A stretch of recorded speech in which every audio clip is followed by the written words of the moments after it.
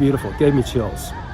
I walk into the ring, I hear the drums beating, and I'm just moved by the spirit, the energy that's there. And again, thinking about my brothers and sisters who have served in the military gallantly as Native American citizens.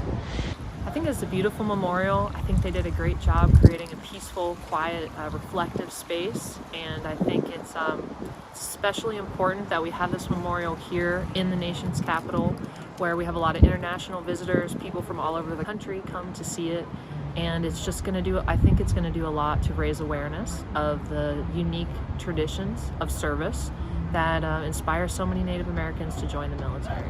I think the communal aspect is a really cool part of this I didn't expect. So being here today and seeing that other people have come here, apparently Native people, and they've left prayer cloths and tobacco to honor presumably their ancestors or their veterans and their family. And so it means a lot to share these feelings and not just hold them to yourself. So I see this as a place for community healing.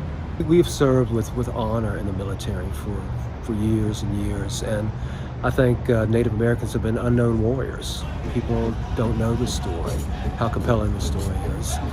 So on a per capita basis, they serve at a higher rate in the U.S. military than any other group within the United States.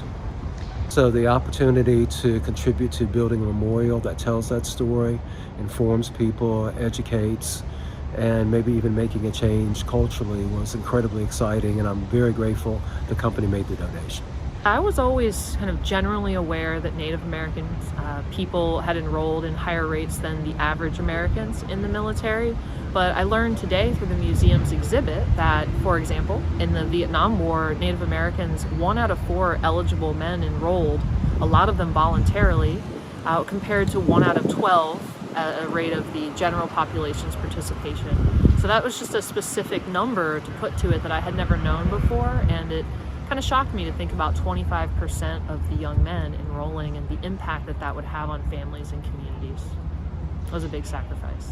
I can't speak for all tribes, but in the traditions I'm familiar with, there's a big focus on selflessness and service. And in fact, being selfish is one of the worst things you could do from a Native perspective. So I think that underlies it. When your society is built on an idea of selflessness and service, you understand that sometimes you have to make sacrifices, and the military is certainly one of those, as not only Native American veterans, but all veterans understand.